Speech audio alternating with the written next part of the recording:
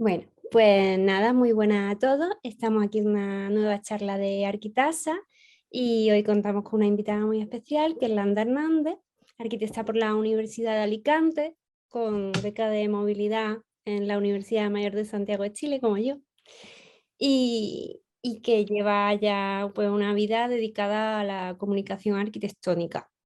Desde 2013 hasta 2018 estuviste asentada en Ciudad de México como bueno, una parte más del equipo de Arquine, que bueno, supongo que todo el mundo lo conoce, pero quien no lo conozca es una gran plataforma de cultura arquitectónica, no solo a nivel editorial, sino también eventos, festivales, concursos, en fin, muy, muy potente. Y ahí llevaba, bueno, coordinaba durante unos años la revista impresa y también como editora de la parte online, creo que cuando yo te conocí, llevaba la parte online. Y bueno, desde el 2018 ya te trasladaste a Madrid, donde has estado llevando, has sido responsable de comunicación de Escuela Sur, del Círculo de Bellas Artes de Madrid, y desde, bueno, recientemente, desde el 2021, ya con Paisaje Transversal también, llevando el área de comunicación.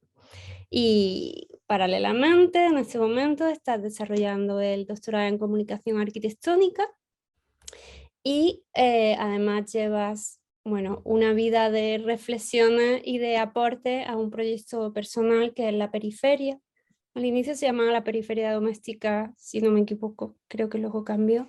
Y voy a leer un poco, para no dejarme nada, porque es una reflexión interesante, que explora, ¿no? En este proyecto de la periferia, que le interesa ver cómo las representaciones de la arquitectura, el paisaje, el diseño y el territorio construyen y materializan discursos ideológicos, imponiendo posturas, subjetividades y formas de acción sobre los cuerpos que la habitan.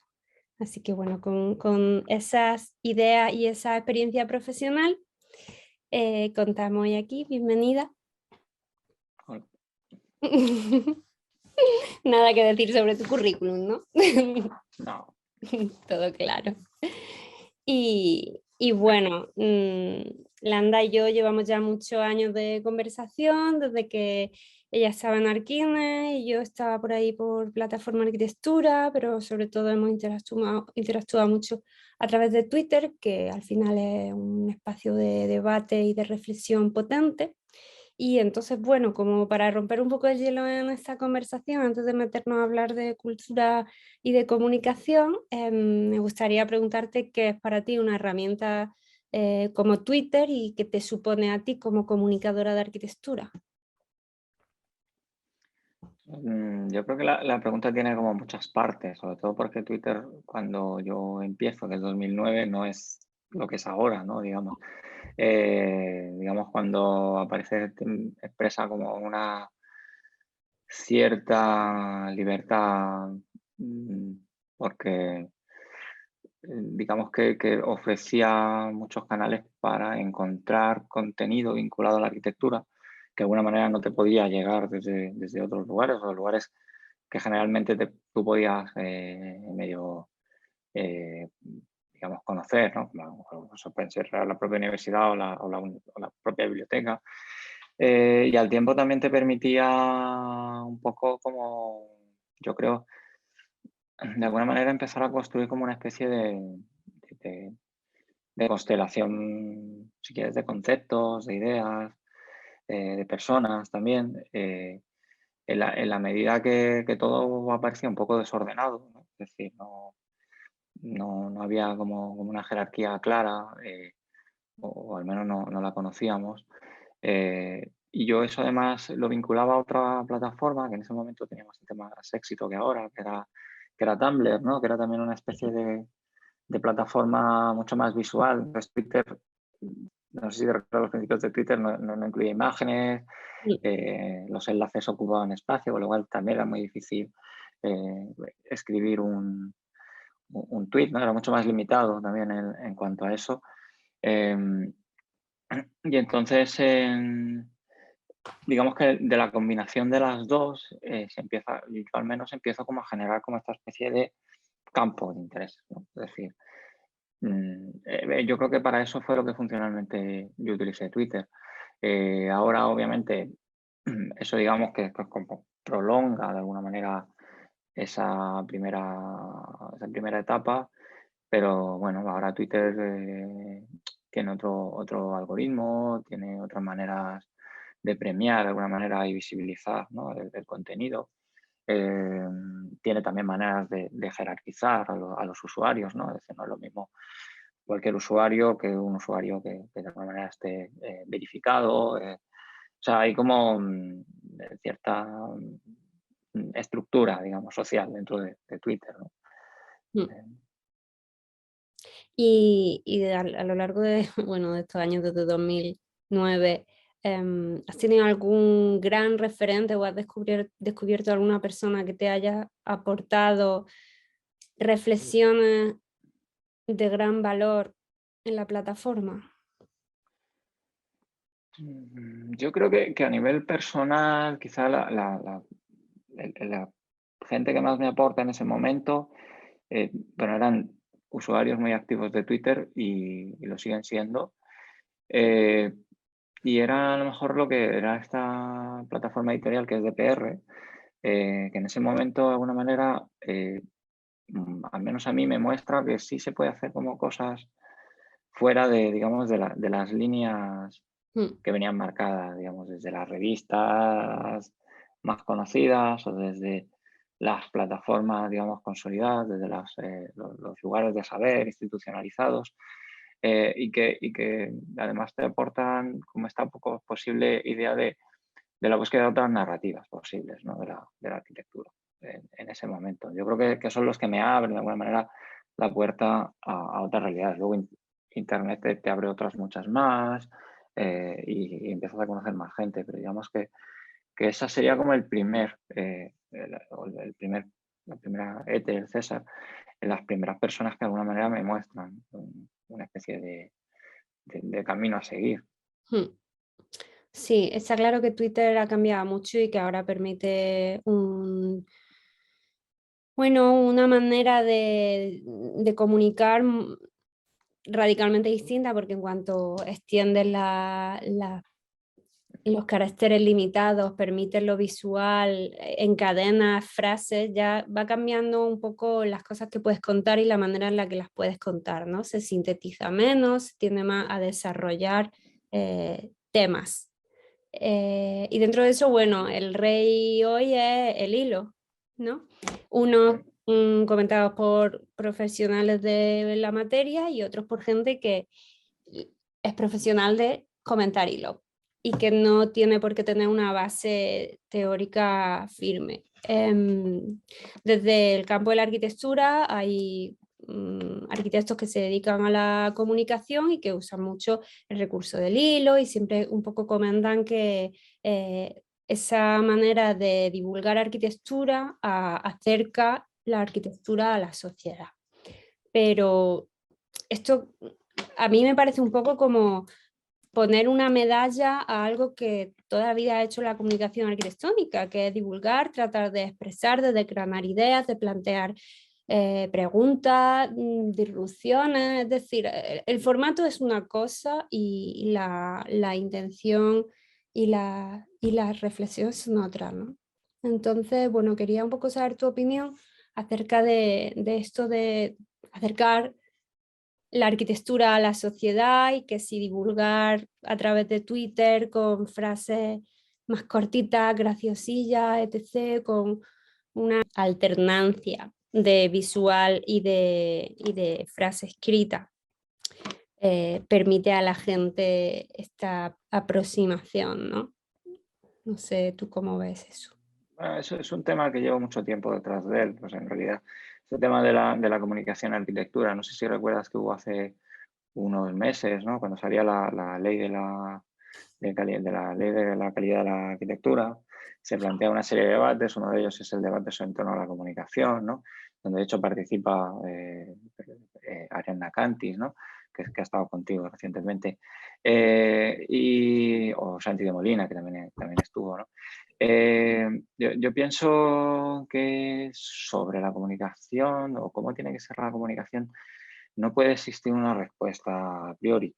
O sea, es decir, en realidad, gran parte del problema a la hora de cuando alguien dice, no, es que la manera de comunicar tiene que ser esta, tiene que ser aquella, porque si no, no acerca a la sociedad, lo primero. Es decir, antes de plantear esta idea de acercar a la sociedad, es entender que de la arquitectura, tanto como disciplina, profesión y como hecho, digamos, concreto, material, si quieres, ¿no? Es decir, como edificio, están dentro de la sociedad, no están fuera, ni están Número aparte, ni uno, en una esfera. exactamente. Es decir, forman parte de la sociedad. Otra cosa, eh, es decir, cuando se hace ya divulgación, incluso, o, o comunicación en un sitio más amplio, es decir, es en qué canal estás circulando.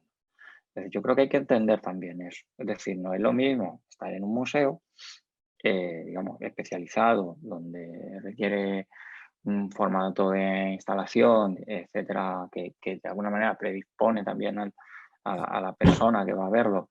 Y hablo aquí de persona que va a verlo porque la arquitectura tiene una manera o suele tener una manera muy concreta de comunicarse dentro de los museos, ¿no? Es decir, porque tiende a hablar de la arquitectura como un hecho material y por tanto está hablando de una cosa que es espacio pero no está en el espacio, entonces tiende a recurrir a ciertos elementos invariantes, ¿no? Los planos, las fotos y los textos, ¿no? Como forma de alguna manera de poder comunicarse, pero que muchas veces puede estar limitada a una circulación institucional, ¿no? O, decir, cuando hablamos de ciertos discursos narrativos, ¿no? Que a lo mejor complican aparentemente demasiado lo que puede ser, ¿no? Un caso paradigmático en esto ha sido como, por ejemplo, una persona como Andrés Jaque define una piscina. Es decir, parece que nos estamos olvidando que a lo mejor lo que está pensando Andrés Jaque es dónde está circulando ese discurso. Es decir, yo creo que Jaque es una persona inteligente como para saber en qué canal se está moviendo y hacia qué público va emitida ese modelo de discurso, ¿no? Si eso no lo llevamos a Twitter, digamos, es decir, podemos hablar que estamos hablando de un público generalista que necesariamente no tiene que saber grandes elementos técnicos, pero sí pueda disfrutar con una historia en torno a la arquitectura, que yo creo que es lo que más se hace en Twitter, ¿no? Sobre todo en estos hilos. Es decir, hay ciertas anécdotas, hay ciertas historias que de alguna manera incluso a veces son un poco épicas, ¿no? Es decir, porque pues es una manera también de construir un arco narrativo, ¿no? Desde la épica, con los personajes que parece que se enfrentan a, pues como a grandes conflictos, ¿no? Es decir, y así, ¿no? Es decir, grandes conflictos puede ser como sostener un edificio contra el viento, ¿no?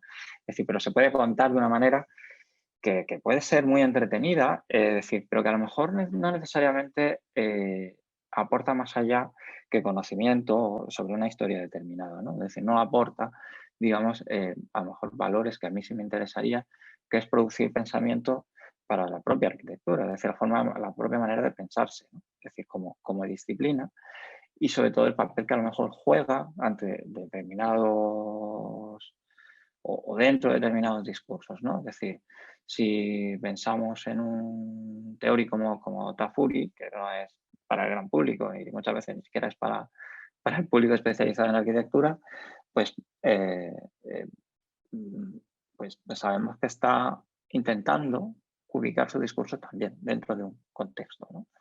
Yo creo que eso es importante. O sea, que los hilos, a lo mejor, es decir, están bien per se y están mal per se. Es decir, lo que creo que invalida todo esto es generalizar. Ujú, sí. Hablando de generalizar, observo una bueno, característica un poco común entre hilos de diferentes divulgadores, que es exactamente la retórica, la épica, el lenguaje, ¿no? El estilo. Hay un Ujú, estilo de introducir temas, crear expectativas. Hay algunos primer tweet de hilo que son prácticamente clickbait y que tienes que pasar como por toda la información para como premio llegar a esa ujú, respuesta que querías obtener, ¿no?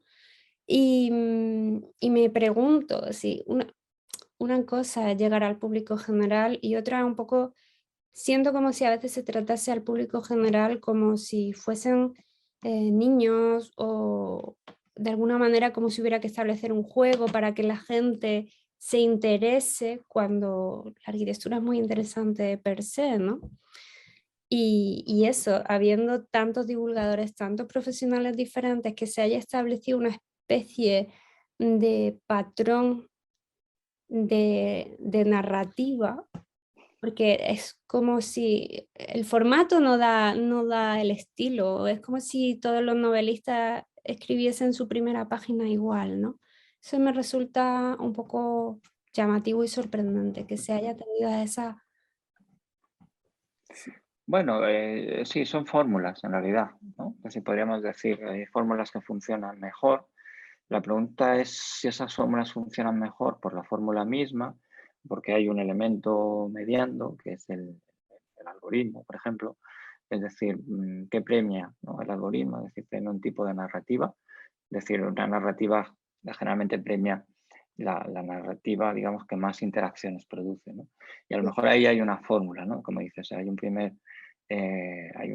primer enganche, también porque visualmente, si sabes, los hilos te enseñan el primer y los dos últimos tweets. Sí, Entonces, el enganche tiene que estar ahí.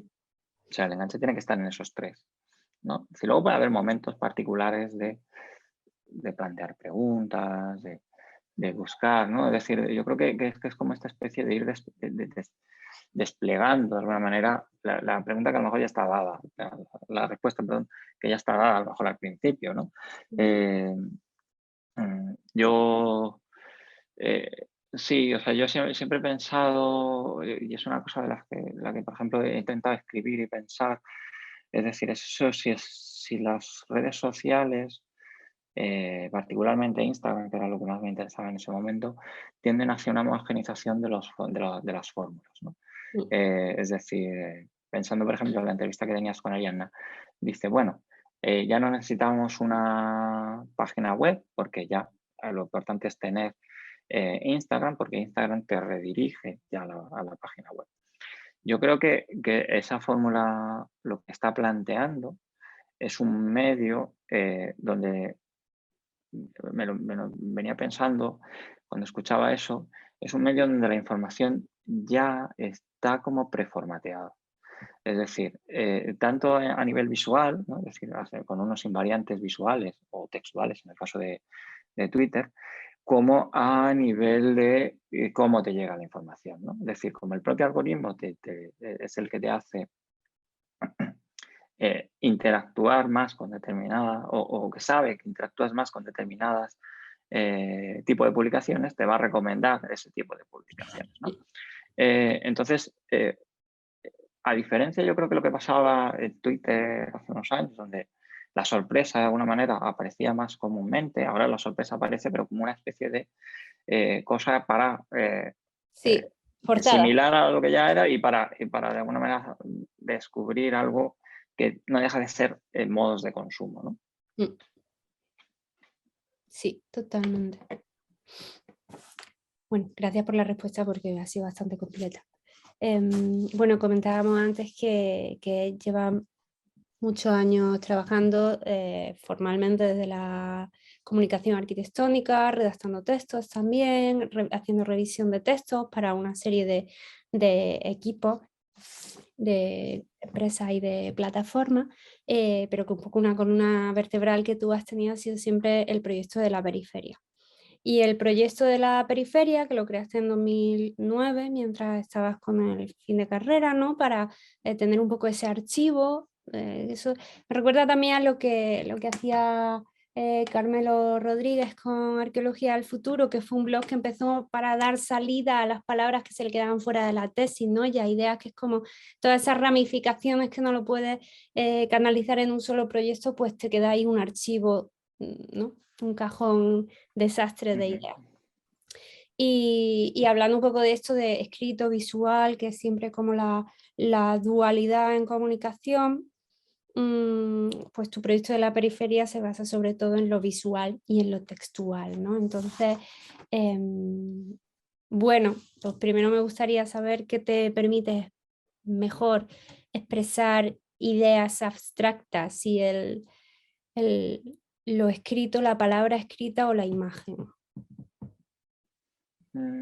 Yo creo, a ver, o sea, una cosa es, digamos, lo que profesionalmente profesionalmente, digamos, en mi carrera profesional, me ha surgido más, ha sido el texto, ¿vale? Que la parte visual, por distintas cuestiones.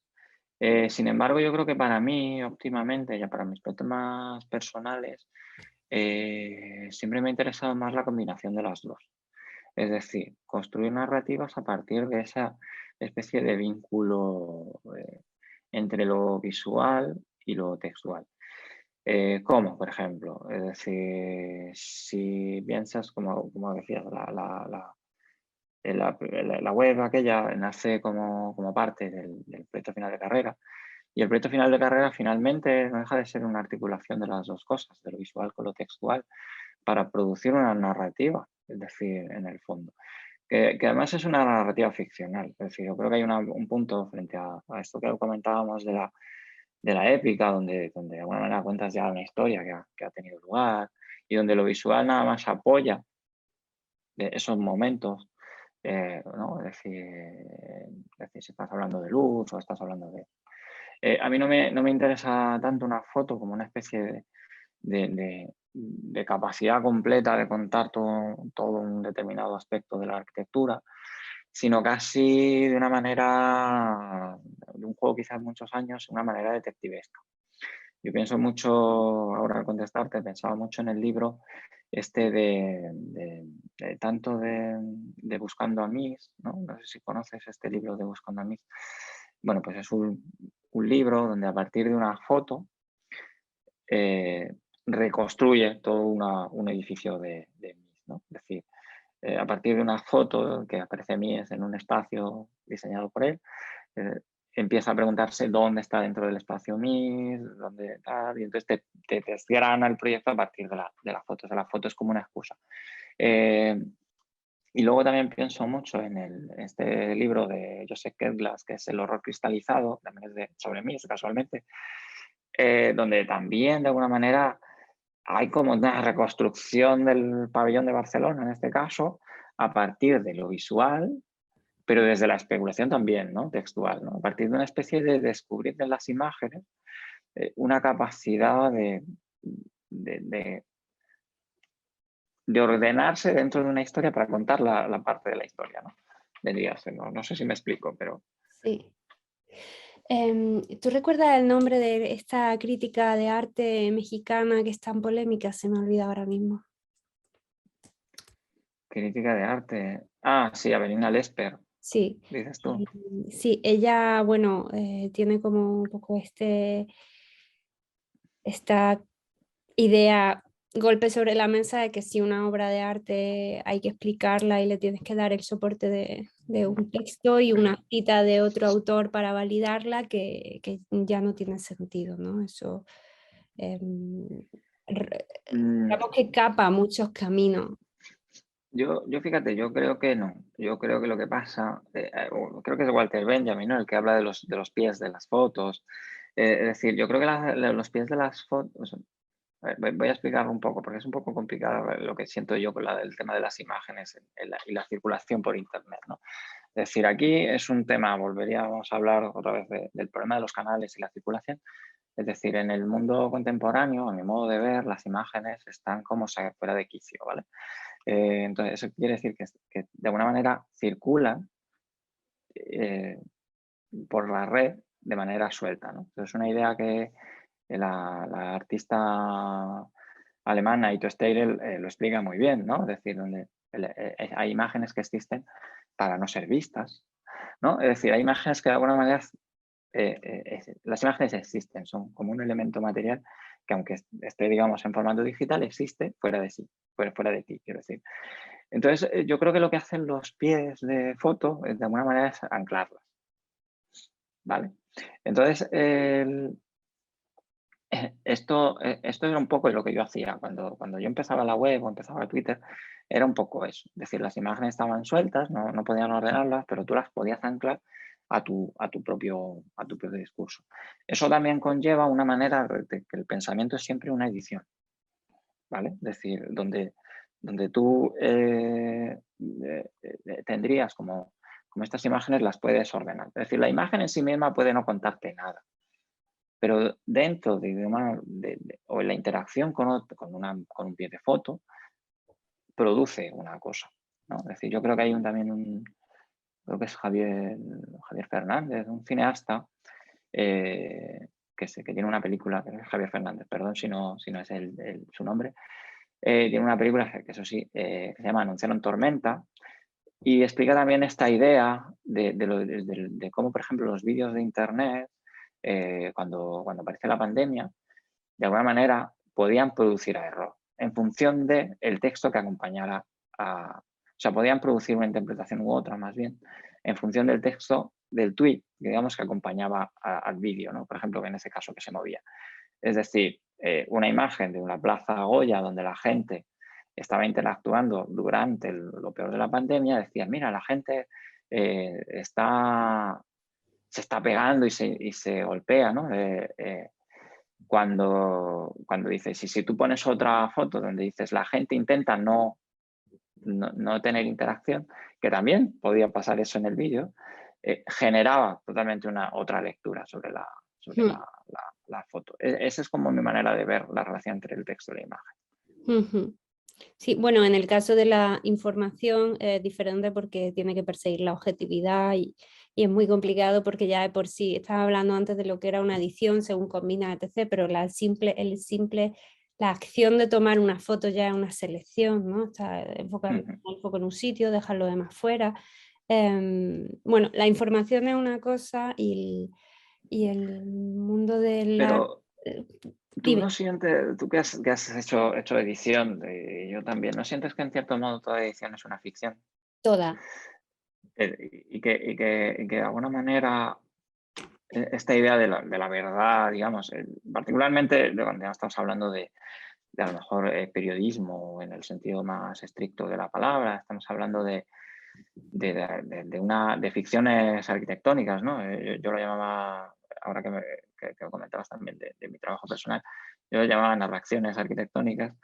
Es esta idea de que, en cierto modo, una obra de arquitectura puede, cuando se edita, puede estar desplegando ciertos valores, ¿no? Y que a lo mejor no son completamente todos los valores que encierra, pero podría llegar a hacerlo, ¿no? Ujú. Sí, sí, así es. Y de hecho, bueno, al final se utiliza eso como recurso, ¿no? En la fotografía arquitectónica, el que contrata al fotógrafo es el arquitecto y lo que intenta es que en esas imágenes quede reflejada más su idea del proyecto que lo que a lo mejor ha terminado por ser, ¿no? Entonces, Ujú. se narra una historia, no es solamente las fotografías que tomas y lo que dejas fuera, sino en qué orden las pone, qué pone al lado de qué, porque estamos construyendo esa realidad espacial a base de fragmentos, ¿no? Aunque luego miremos las plantas, que todo el mundo sepa, todos sabemos leer planimetría, ¿no? Pero esa selección de imágenes está hecha como una narrativa y es una narrativa más para explicar la idea del proyecto más que lo que se ha ejecutado finalmente, aunque la arquitectura se materializa en un proyecto físico, ¿no? En fin, bueno, y volviendo a tus textos, ¿hacia cuál tienes un sentimiento especial? ¿Cuál de ellos? Porque claro, son reflexiones que intentan poner en palabra una serie de ideas bueno, creo que tiene un proyecto de hecho que va cogiendo recortes de texto y los reagrupa, ¿o me lo estoy inventando? Me lo Sí, estoy... hay uno. Ah, vale. Hay varios. Digo, me lo estoy inventando. No, Em, no, sí, sí. bueno, que claro, tus textos son muchos de ellos una expresión de ideas, de mirada. Entonces, ¿cuál de ellos crees que es una semilla, ¿no? que te gustaría explorar más, que te gustaría trabajar en esa línea de manera más profunda? Uno al que tenga un sentimiento especial hacia el que te Sí, digo. yo siempre he tenido no es un texto, es una serie, te diría, de textos. No sería como uno, dos, tres, pero sí. si es como una especie de, conceptualmente podría ofrecer una serie que es en torno a lo que, digamos, esta relación entre la arquitectura moderna y lo monstruoso, ¿no? Digamos, pues como ese sería como, ¿qué es lo que me gustaría? Creo que sería siempre como esa idea, ¿no? O sea, aparece la noción de monstruo, aparece la noción de fantasma, aparecen los textos de Lovecraft, ¿no? A mí me influye mucho la perspectiva de Mark Fisher, ¿no? Cuando tiene este libro que es lo raro y espeluznante, ¿no? Donde de alguna manera yo creo que por eso yo creo que me ha interesado siempre esta narrativa, que es como que la arquitectura moderna no deja de ser como una especie de destrucción de lo diferente, ¿no? Y lo monstruoso aparecería como lo diferente habitando, ¿no? Es decir, si piensas tú, por ejemplo, esto que dice, de que esto que se dice, ¿no? El género, el género literario más arquitectónico o el arquitectónico por excelencia es la literatura de casas encantadas, ¿no? Porque siempre hay un espacio, ¿no? Digamos. Entonces, si tú piensas en eso, ¿no? En que la arquitectura moderna, toda blanca, transparente, ¿no? Que no tiene sombras, no puede tener espacios donde ocultar, digamos, como lo diferente que expresaría como el fantasma, el monstruo bajo la cama, el monstruo del armario, el monstruo bajo las escaleras, ¿no? Es decir, los rincones de en la arquitectura moderna desaparecen, ¿no? Y sin embargo, si tú te vas, por ejemplo, a la literatura de Lovecraft, cuando la arquitectura aparece, eh, eh, sí aparece el espacio, pero digamos, cuando la arquitectura como una casa, por ejemplo, aparece, lo que empieza a pasar es que la arquitectura se pliega demasiado, ¿no? Es decir, tiene rincones demasiado profundos, ¿no? Es decir, justo ahí donde en las esquinas, ¿no? Es donde aparece una dimensión a otra, o una abertura, ¿no? A otra dimensión. Donde el polvo se acumula, es donde aparece lo vivo, ¿no? Lo vivo muerto, ¿no? Esta especie de manifestación no humana, ¿no? Del horror. Entonces, eso sí como que siempre me ha fascinado. Luego, la otra respuesta sería lo que he hecho con el doctorado, ¿no? Es decir, que era como la contraparte, ¿no? Que es como que es lo que yo llamo, que también es un reto de largo recorrido, yo creo, en mis textos, que es lo que llamo arquitectura sin fricción, ¿no? Es decir, que es como, bueno, a mí siempre me ha interesado el vínculo entre la arquitectura y el cuerpo, y la arquitectura sin fricción de alguna manera son las arquitecturas que impiden la resistencia, o que de alguna manera eliminan lo corpóreo, ¿no? Y en este caso es la arquitectura de la sociedad computacional, que representarían, por ejemplo, los data centers y así, ¿no? Pues a mí me interesa una manifestación muy tectónica, o sea, es decir, pilares, muros, placas, o sea, no. Lo que pasa es cómo el espacio, digamos, material y concreto, digamos, lo que en realidad permite la circulación del capital en su formato digital, que es eso. Y bueno, tú vives con una artista visual, tu pareja, Liliana, y bueno, como estamos hablando de, digamos, de comunicación desde los bordes de la arquitectura, que, bueno, tu proyecto de la periferia, de buscar un poco más allá de los límites, siempre paradigmáticamente la relación de la arquitectura con el arte ha sido muy, bueno, muy tratada, ¿no?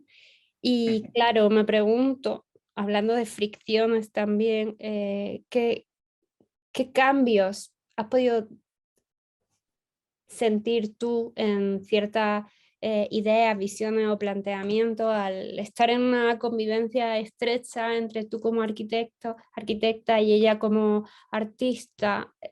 Digamos, esa interacción, esas conversaciones, eh, ¿qué, qué transformaciones has sentido tú a partir de esa convivencia? Yo creo que hay algo que me aporta siempre Liliana, y es la capacidad, o sea, si yo tengo como mucho interés en cómo las imágenes vienen preformateadas, ¿no? Te decía antes, Mm, es en la capacidad, una manera de imaginar, imaginar en el sentido de hacer imágenes, ¿no? O sea, ella viene del campo de la pintura, su tema de trabajo también es el cuerpo, particularmente el cuerpo femenino. A partir del retrato, pero de alguna manera también donde se vinculan los sueños, se vincula lo que no se puede decir, se vincula también la sangre, la carne, es decir, una serie de aspectos que no son reductibles a una imagen, en el sentido que decía yo al principio, ¿no? Que es más una imagen realizada por medios técnicos y lo otro es una imagen, digamos, que de alguna manera viene de lecturas que no son a priori, es decir, que ofrece lecturas que no son directas, ¿no? Es decir, sino que generan como de alguna manera eh, interpretaciones, ¿no? Abren como campos de pensamiento, ¿no?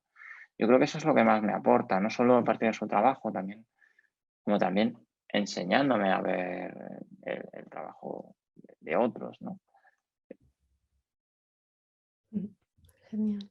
Ya tenemos que ir terminando porque llevamos un ratito, pero bueno, se me han quedado muchas cosas en el tintero, pero bueno, voy primero a nombrar tus proyectos visuales dentro de la periferia porque quería que lo hubiéramos podido comentar, pero ya un poco fuera de tiempo, que son trazar de fase a costa de 1 kilómetro, mapa de México, segunda propiedad, los límites de Google, que creo que ese fue seleccionado por Arque.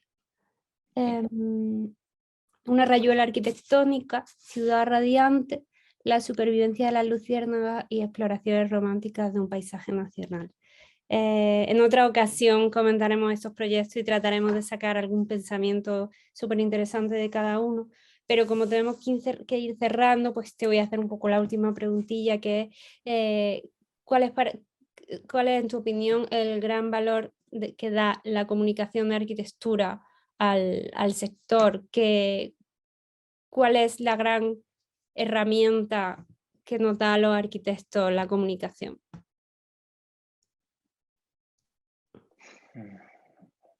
Qué difícil. No sé si da.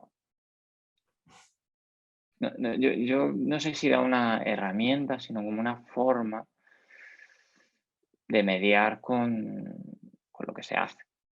O sea, es decir, como una especie de forma de relación hacia de fuera para ti, si quieres, ¿no? Y de ti hacia afuera, ¿no?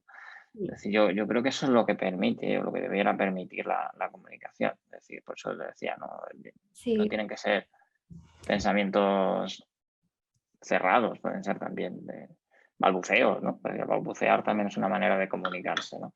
Entonces, creo que es eso, son medios de relación. sí. Antes cuando estábamos hablando de Twitter has comentado una cosa, y era que no se trata solamente de estar eh, transmitiendo y explicando o planteando cuestiones, sino de reflexionar sobre la propia disciplina y cambiar o plantear diferentes caminos, ¿no? Dentro de ella, esa meta reflexión para nosotros mismos, ¿no? Dentro de nuestra profesión. Y creo que eso de hacia afuera y hacia adentro que acabas de decir tiene mucho que ver, y creo que sería el camino que todos los que trabajamos en el sector nos deberíamos plantear simultáneamente. Pensar para nosotros mismos y también pensar con la sociedad de la que la arquitectura obviamente es parte.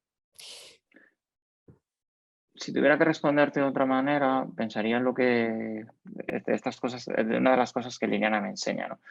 Es decir, y es un acto, es decir, es a lo mejor pensarla, ella lo hace mejor que yo, pero bueno, es pensarla como una especie de acto mediúmnico, ¿no? De medium, ¿no? Donde de alguna manera tú eres como una especie de canal. No tanto esta idea de yo creo contenido, sino el contenido ya existe, tú lo recoges, de alguna manera lo puedes hacer pasar, ¿no? Y hacer llegar Hablar de a otro. claro.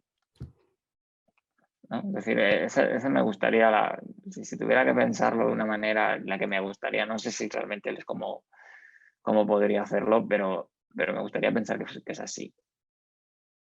Muy bien, pues con ese pensamiento final nos quedamos y cerramos aquí. Muchísimas gracias, Landa, por, bueno, que creo que hoy era fiesta y no lo sabía, porque yo como vivo No, en Madrid no, bueno, es en Valencia, por ejemplo.